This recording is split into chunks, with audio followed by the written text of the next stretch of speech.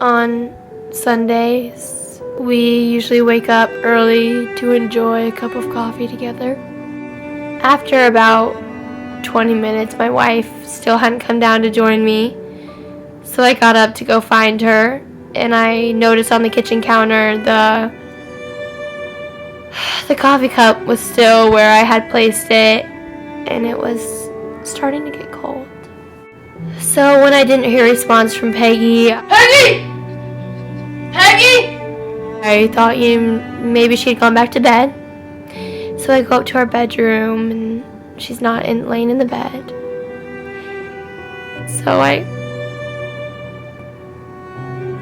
open the bathroom door, and I realize that my wife has a severe illness.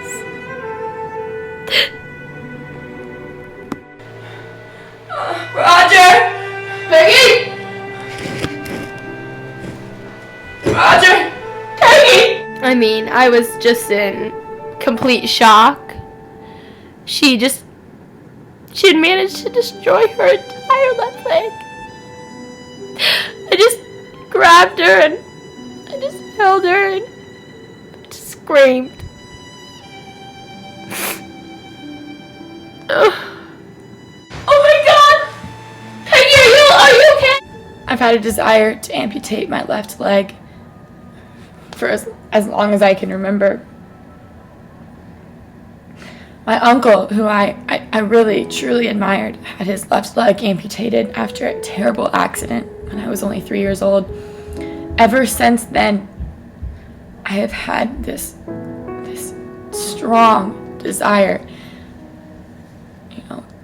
to take off my own, and felt like my leg, it was no longer a part of me. It wasn't me. It wasn't who I was. Epidemophilia is a very rare mental disease. It is actually a malfunction in the right parietal lobe of the brain. Around a few thousand people in this world have this condition.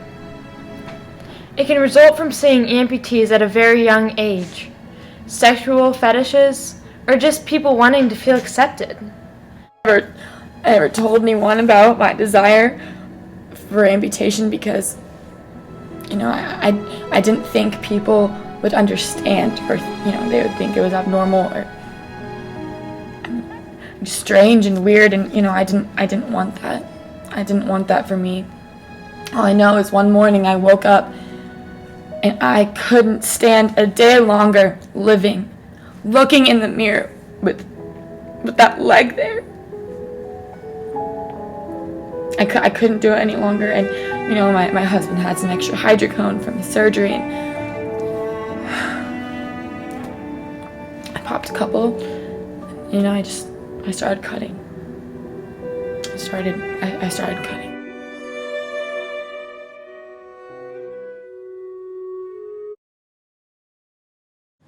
I'm a double amputee by choice.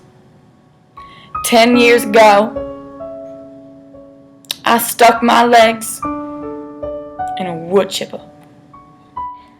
I was about 6 years old when I heard screams coming from the garage when I was playing with my toys.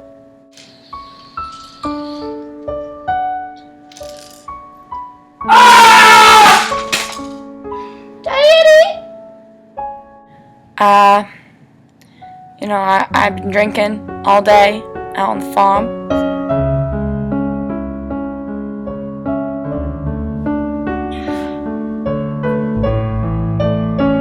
I gotta do it. I gotta do it. I gotta do it. I gotta do it. I was drunk, and I'm so ashamed that she was there when I did it. I just had to do it. I had to do it. It was a time for me. I asked Jeff the same question I ask all of my epidemiophiliac patients. I just asked him.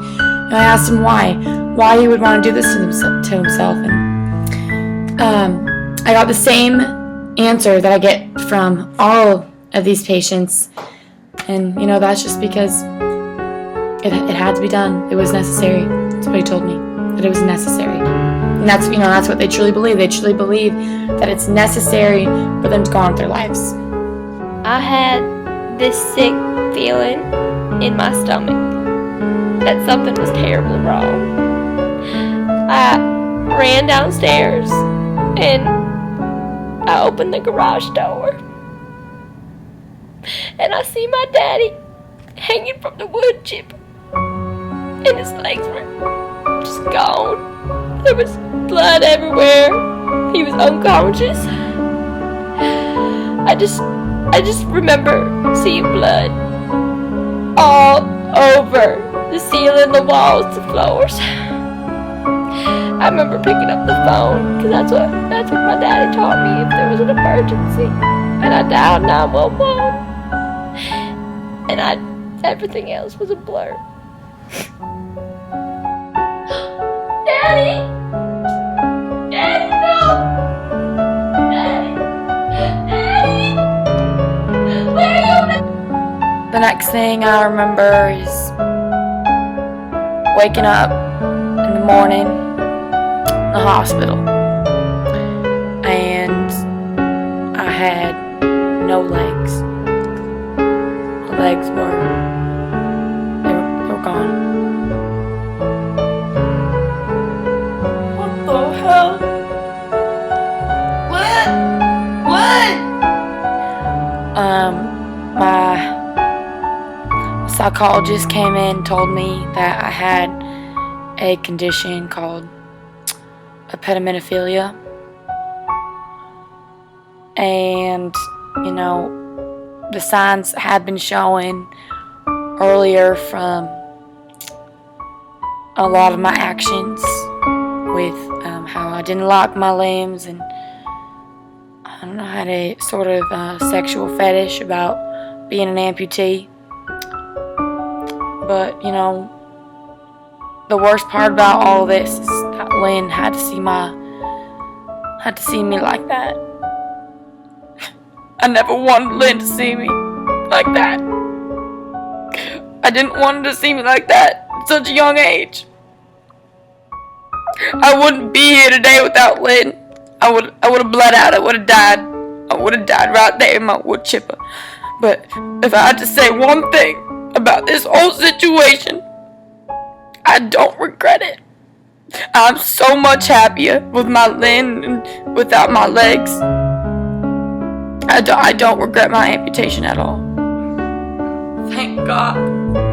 Thank you, God. Thank you.